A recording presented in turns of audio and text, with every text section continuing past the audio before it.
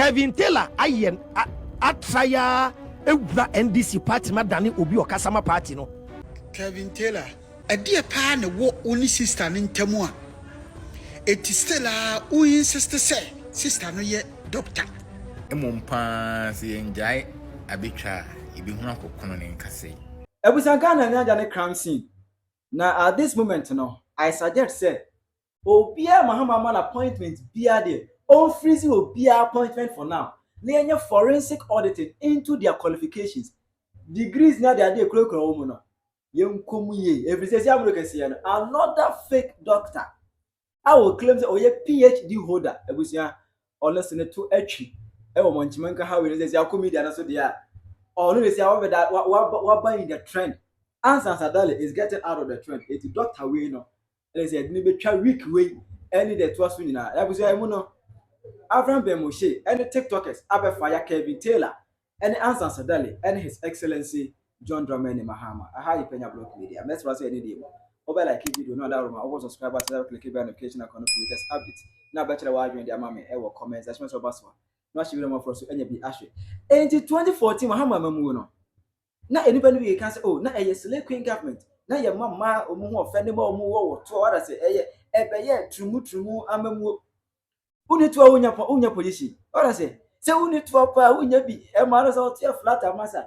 Compare everything I say. 80 years okay be anya no credit at but 2025 you know. I confirm it. Sansa Dali. Netuno kura ye fake. We ye fake. E no kura be confirm say David dey say na dey kan 2014 na e no credit. What I say? I see ade. E di on ha benya e TPP. True political party. Yeah that NDC no. And we know ye gazetted them TPP. True political party. Now, only said, a buyer no answer Saturday, yet my revoking appointment and ama bibia I fine. But if I be air calling for an arrest any other, then I was out of nowhere. Doctor Fufrobe so at 12 media so. I wait away a bearman. Now your friend no Dr. Tanko Rashid computer. Anybody didn't computer SODs. I just said, you call back at 2024. Now or your NDC for Omu Deputy Director of Elections and IT. They don't know for election, you know, they do have this now almost coalition room near that be your own point. What I say, but this guy we know now we almost deputy elections and IT expert for that NDC political party. I want to be here or more you know, and then 12 February 2025. And I appoint you know as GIFEC acting CEO. I GIFEC the full meaning a Ghana Investment Fund for electronic communications. Ghana Investment Fund for electronic communications. Mahama appointed as acting CEO.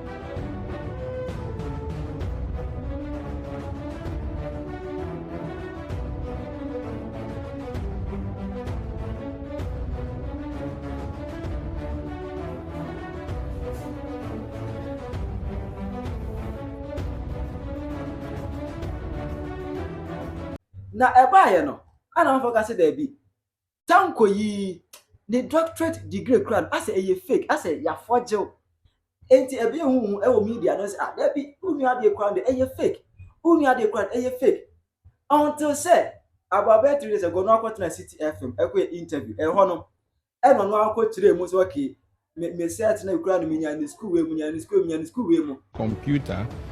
And also the fact that people are even asking me questions about your PhD. I don't know if you want to respond to that. You may respond to the issue he said that that it was not on the agenda and you were just perhaps being preemptive or you're engaging in premature politics. Hello, Rashid. Hello. Very well. Very well. Computer is part of my name. If you take my Ghana card, my passport, everything, my documentation, computer is there. Tanko Rashid. In fact, it's actually Sofo Rashid Tanko Rashid Tanko computer. There are 4 components. Sofo Tanko Rashid computer. Okay. But I hardly use the Sofo, so I always use the Tanko Rashid computer. Okay. But if you want to address me, it's actually going to be Sofo Tanko Rashid computer. Okay. That is why you see on my passport, my Ghana card, my voter ID card, everything of it. You'll see the computer. And you're also you're also PhD. Someone says I've been a lecturer for the past 30 years plus. Oh wow, you okay? I didn't think you were that old. I've lectured through all the processes. Secondary school, I've taught in secondary school. I've taught the teacher training colleges for almost 10 years.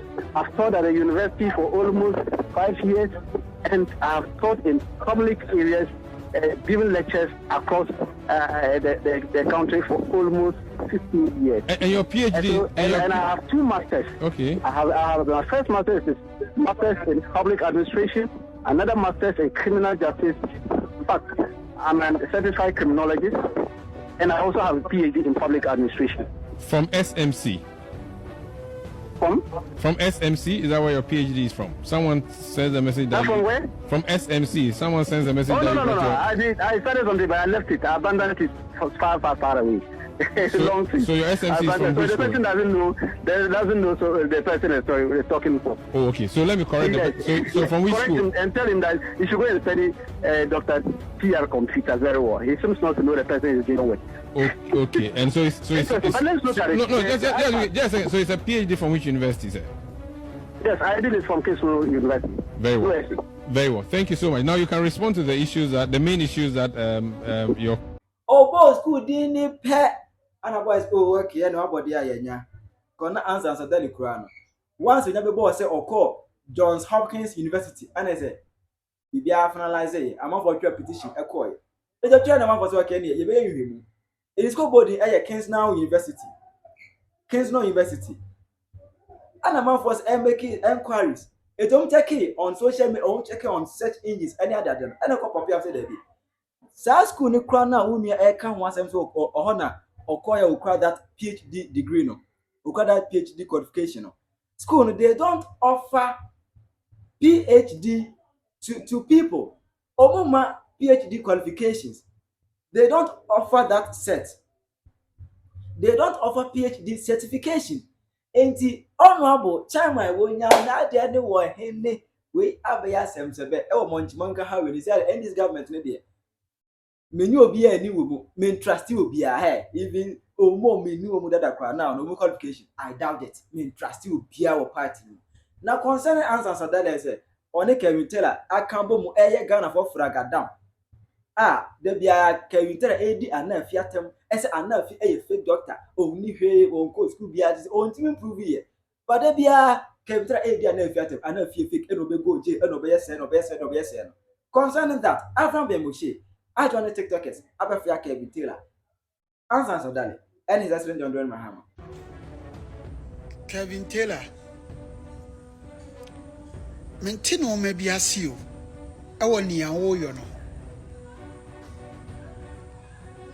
Massam Nisse. A dear pan a walk only sister in Temua. It is still who sister say, sister no yet doctor. Now all certificate. Prove be pa na betimi approve a kire say asema wo kan ye no kore because minim faswa ubenya wo sister ni mu a still o sister say sister no oye doctor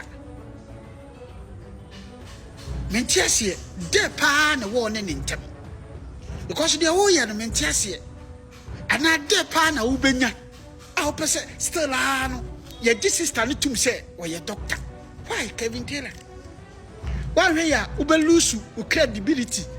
Our Ghana for him, Kevin Taylor. Why lose credibility? Our Ghana for him. Since why net the behind the okay cano a yatro. We need evidence be at the tattoo. Because so much mumu Ghana for who say a binding penning for NDC penning for President who say as someone who can on no crack. Yashu so on your doctor, a momo prove, but still who insist to say, I know, and Sansa was a wino or your doctor. One here, Bear a crap, or can't say my Ghana for any to me that. She said, when you must start Guas Kevin Taylor. He Onipa so ulusu credibility. Why a sentiment? Tina Bible Kaye and Yerane de a yama review at this any path yet too many petty so. She said, no, what buffo san will be at when in Bayer for. Can tell us, I say, what buffo? What more catachi, what boa brows, the oka cabian, a and say, Nansa Bianche Denny. Tisha no maybe we. Minim fasodia wope anania ye tete se wo mpra no e yampa so ene wo mpra emompa se enjai abitwa ibi hu akokono ne nkase abuzavu munim say fake doctor na okatachi afifa e den report by no that same person na oye personal physician to His Excellency John Dramani Mahama. Hey, they say Mahama de tuona no pro. It's a more picture than that. Emumpa. Nyamisho katachi wati. Then kasa report we amba outside. Need this kind of videos in amba.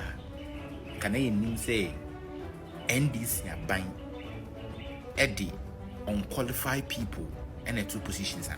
Hey, Ghana for more you. Ghana for more you. We want to talk about more. And you say you shall see much inquiries.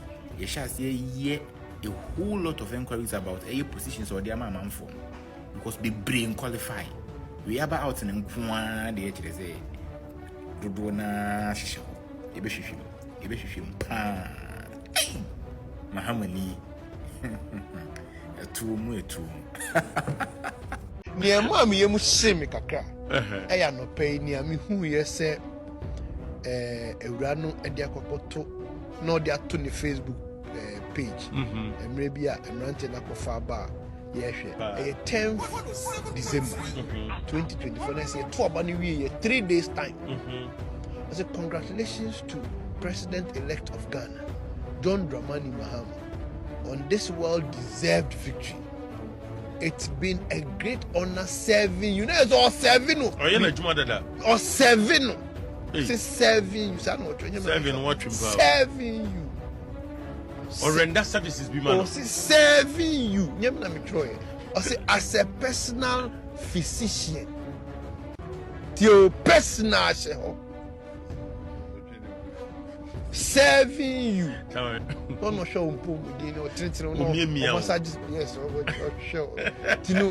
serving you. Personal physician. Especially during the difficult times in opposition. And throughout the tough campaign, the very tough campaign, you did it. This is a way you commemorate trauma. What you say? Why yeah? Why yeah? So you did it. So why yeah? We you know, and you're very passionate to commemorate someone. You chroma obia. Yeah, why yeah? Why yeah? You did it. So that's it. Why yeah? So, and no net a mom yum sim nam say, sir, he did it. You did it. Why yeah? Tell it, mommy, I be you. Never a rabbi could be now was a doctor. Na a comu crano. When you're dibre, body beam, the National Health Insurance. Yeah, yes. NHIS board. No, but recently, was it yesterday? And I said, and I move on. Information for a HS, you're in a free so because at the 2 BM. I'm young who says, I did now was yes, Okitano. And Tessa and also social media. katechie ene ko fa nkomo ne ba ya je se omu rewre mu a hwehwea fom ahwe na se information dodo na aye something which is there che wa dwen fa o aba ho ba uba no wa ya small team wo o dine mu ankasa ene esi fom kranya asem ketwa sa asem we no me yema yusan ka me nka ho asem but if you ochina ko na mema Ghana fo hu ade bi me asem na bedi me kokora ansa ekọ ketechi ho me information me wo no ketechi kura bi na me when there is a lady involved ena your friend young gentleman be anefi Dr. Wask young gentleman problem Ghana fo nyina muntie na NDC for Kevin Taylor mo gro so be gu party na mamo Kevin Taylor ayen atraya ewura NDC party madani obi okasama party no to the extent say otumi commande John Mahama e kire nipa yan point no odipa yan pam no ena mo ni video no ma John Mahama warning so ma John Mahama 1 week oyi obi free post I do respect wo ko kan NDC ni bi a wonye badwemba officer wa attack party no ade ni nyina ni what young guy no young entrepreneur a doctor ni or one hospital e was Spinters and osan ye network marketing a chema waba one of the biggest magazine wo Europe waba echirida the whole Africa network marketing won someone no yes at yan shili herbal life ni ade no so ye entrepreneur okopa adwuma no de aba na otako Dubai enti onya deal bi aye fan gold souk na gold souk no et say mall ebi wo Dubai to gold bomu gold supermarket te say Accra mall gold hu ne man kwane ne wo ho enti okomiti abrofo no e na abrofo no si o on person mu ko bie gold souk ni bi e wo South Africa ntona ana fi ye wa no si o dabi e ma mo fen ko South Africa na South Africa wa unim crime rate no e wo soro ti mu ko ye gold we no on be ha mo na me man Ghana ye na ye gold coast ti misra mo me traya na makohu Ghana phone pay na mumbe partner with the Ghana na yenye bi wa that means ye gold in ko baby abiom o kai say bre bi Kevin tell you breaking news ye the gold bi ko Dubai a mu ko sizi wo airport okay ye gold in e ko na na nka ye gold ni ntina krom ha ye nya value onim sky ke be generate ye 10 to 30 billion dollars a year usi aish and a young gentleman university okoi onim sami jemfi so lucky any of this sami jemfi akoto board and a wako presented deal no mo dia to mu a omne guy ni wo meeting ade e be chi mo wako meeting and he send email said the meeting has been called off abrawa fra abrofo no ofra abrofo no kra no arabofo no na ba akokora wo UK ne maame kra e yare a che se a mo two plane ball ka ba ya na guy na say e dey asem ade a che ya na Kevin Taylor the boy ni si ho say boy ne ye konofo na boy ne the deal bi ba na odi ba be gu John Mahama ni mu ase na MPP for na asoma no na boy ne wo hospital no mu kunkum nipa Kevin Taylor better ni shiga yi di meje poto nti me kwa me kire me be kire go souk nim na me kire deal no ode ba no guy na akwaye middleman no obenya ne percentage kakra wo enu na on person mo Jeffrey small boy ni nsem wo young boy say or network marketing company be a fan private me a part of the company there is seminar be about like who say seminar no me a part of the company the guy never say Avraham brother me say massa me ba ma me hwe proof say who differ me meboa kwa mo dem e do say guy no me si Kevin Taylor na Kevin Taylor ba Ghana no mo de na doje pem wo dwane ko omo serve Ghana court as serve Kevin Taylor e wo US em wo receive guy in the court way evidence say Kevin Taylor ba omo de na doje en nanchen emu wano ni oketeche free fa so benya problem obi entie bebi again no ho asem abem no enti mi nya proof enti guy ne ka chem say e ye lady no e na all ton ono guy ana afine date fake doctor ne pen eno oketeche free fa so date ne da but no mu nim say omu nyina date guy ne da enti issue ni ba ya gold souk asem no eno de oketeche free fa ne guy no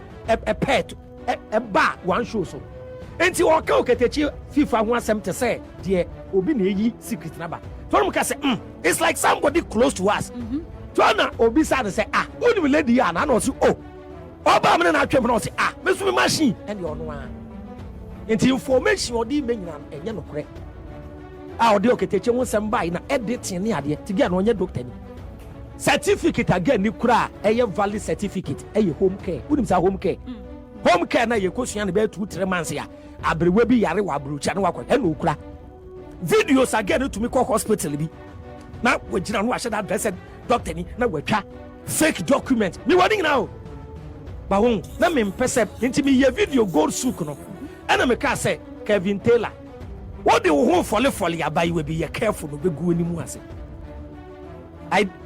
what I do on social media I don't do it out of hatred I do it out of love me ni wunya asem a me mfa wo yire with all due respect to we Felicia or say ne ma me ne Malinda Malinda ka me ho asem edi me ho few pain but ne ba ne frame issue a me ko me mfa ne ba ne ma ne maame issue nim enye ne maame na so ma no but Ghana for ene wo ya de a ne yakofa ho maame ne yakofa wo yire ne yakofa wo ma enti lady no ti ka bin tell about Ghana wo ko ena Ghana no minimum do ya ma NDC no Kevin Taylor no ne share am say position say the man no de Ghana ko tua no te Kevin post o ko occupy no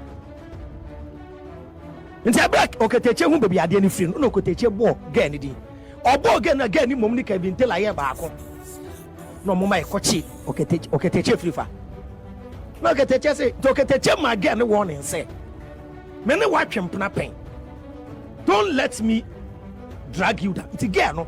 She has no idea. Say, be 2-3 years. Obia yene who investigation ya fact ningi negu hooni. Me na mo na. But ade man kan ho asem ne ye.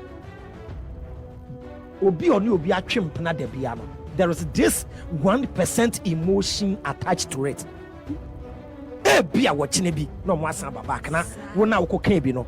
Na manfa manu atuma. Kevin Taylor akofa fake doctor yaba omo ye programmer flyer jo Mahama mu ina guso sister na tale mu say doctor ni o enye is me say somewhere baba me twen so oketechi ehwe Kevin Taylor kakra ohwe ni wie na eja ne ba pe na me so ma start me de mama Kevin Taylor who say ombra form me obetu mu social media Kevin Taylor me te wana oye video say mon kan cha Avraham bin Moshe say me man 2 hours free wo me TV so what maria Kevin Taylor here Kevin Taylor very smart but me the leader of common sense family o sheda de no be follow omo dom nti TV no o ka say Avraham problem na time o ka say black rasta mo be kai no enu o sheda de no ko follow shatawale enu ti no sheda ni stone boy ko beefy you know say the be ya wale be pe na say because he needed omo dom omo be support NDC and no be 2 hours now and then omo to say Avraham onya relevant na bra Kevin Taylor say me 2 hours obi che 2 hours on TV so free why employ me o me kwa kakra na me job because me hu say o set agenda automatically ma call the TV so no it me stations ya omo tilted to a political party in person me adwuma wo media house be bra fra me nko because obekọ no wo kasa 1-2 memeti radio oketeche free fa eti radio station XYZ kasa na me wo show de so mete se o kasa no na eduru baby no o kan MPP fu asem na obetwa ball NDC so kakra o twa ball NDC na mate se e kan microphone please focus just say onya NDC dia no koka me I can't work there and station bi say ya me ko ho me wura ho na mate se ya kan a kire the obe interview me say ya no American Bible asem wa ha te era ne ukroma no te Kevin Taylor also Kevin Taylor no kra twantro e de to ane afi ni so say ane afi na ko to the extent say MPP fu asoma no na nkonko no nkonya jo Mahama secret bi na oye fake doctor say wo na ni fake doctor na NDC fonts want to me anya mo research yie atam fake doctor yi me say again wo wọ́n sá lady no ọ́ ti sẹ́ mo fẹ́ nkyɛn mi with all due respect from French me. What I say Hajia for real. Times 10. Oi. Agrada 15. If you are Schwarzenegger 12. Tie. Get back on. Oh yes, smart papa. Things I've seen with my eye are obana ye. Me wa videos we boom koto dwa so obi nemu hopacha. Lady no. To pretend pregnancy. Score the G1 mema one. Dollars yo. Here. Lady no. Then this ikura say. Some mechanic cry. Enye board no say you free so. Said in the police impersonating. You claim to be a doctor. Both Ghana and the US. Any. Menyan start you. Na me followers ni bi. Me catch them. So follow me. Now person me beat the dream to your the drum to your dancer. Oh boy. Menji school fees, menji collection. You don't tell me what to do. Also because Avraham, this is your calling. I mean, Bible as now Isaiah chapter 16 verse 12. Now, me see in free nyanko pon de beyo. Enya politics mo na kroni ye ya. Menye bi edima echima be dibi. No, because Avraham focus on religion. Don't talk about politics. Make us about it. So you two ni mama me was space. Huh? And to me nobody tells me what to do. Huh? Na me a Sagittarian for sa na ye.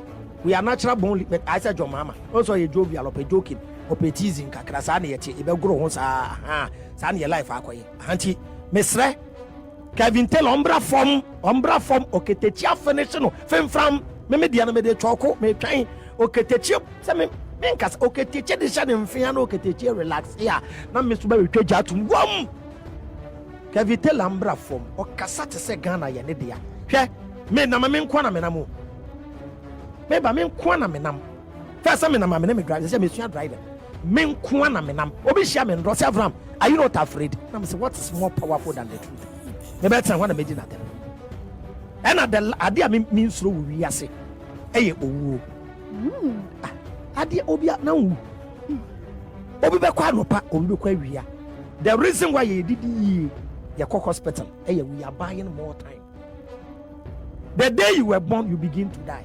Obi okuan wa wo be wu eye sa na me ku mi ntamu ade be bo akwa ne say me asamando no me nko hoda medical wo be ba no na me class prophet na me dan yes sir na me dining prophet and me come no kre me wo fact ya meka na me ade ba kwa me sua spirituality no we obi bone ye be san ba me na me say Kevin tell ni be gu ase enye we nko a Kevin tell oba Ghana no yini nti oba Ghana Kevin tell obeko jeel Kevin tell oba Ghana na amanf na do the case say mama sabi Kevin Taylor na ba na oba no wadoje Kevin Taylor ba Ghana o time Spider-Man ona mo hyeche na wa hye space covid ni no wa hye nose mask wo ba ka say ampan a yehu ne to na onam ne hyeka mu ne ne doje adan na wo ti wakotena brodi krom akwose wo ba kitchen wanu ja me mete Ghana na me kasa me ka Quran ne Bible asem me ka Quran asem ti kuromu ha e de ntia ka senyansa na so be de nkremofo atema nkremofo kura ye video so be pacho. Kevin Taylor is full of ego, enviness and pride. Oye badwemba hu na onye obi oye human o say ni pedin for no reason ya beto aba me ko support o cheda di matem di me matem wo so ba na aye ho ade efi awutim e ya oba ne papa fie na wote e na si awaba awam so waba ya tse waba bawe doctor fake doctor wasa bawe no ti anu so oketeche mu ye ho adwuma ne yire ne be ya we say wabe blast ne ma wa ha nto no anha ya tam ni sika mu a oba hu na wie ye bra form wo se broni krom no wano ye ko ntokwa mimi gina jatane ni mu kasa wo adwane afuru dua ye tu no tell me say san ko from shabro chom ye de do mo ye ma o wo ye bema brani survival come so ati say ti entan obi a ti ka bi jom essentially John Romani Mahama and I'm a born about so say we take this bold step and 10 sister and ye free ho. Secondly, mo de na police mo nye investigation on your doctor nia on konko them. Imagine number of people they claim to be doctors. You will kromwa, you will pay for you omu claim some of your lawyers. Ye nyantia some of your lawyer for, but they claim to be lawyers in this country. Me say, on my way, we are living in a jungle. When we are memuni edibu ni pa Ghana no. wo ma memu na di bu ye no wo di bu moa e wo UK abekogye yes ti memeka broni adwene nipa ho broni adwene wo ho efri da wo beto charge of mama ewo comment section we dey say one etwa media no say we ko nyina de ye the newly fake doctor ana ebetwa ye de be Tuesday at years but I de be Tuesday at years charge of mama ewo comment section how you Penyah block media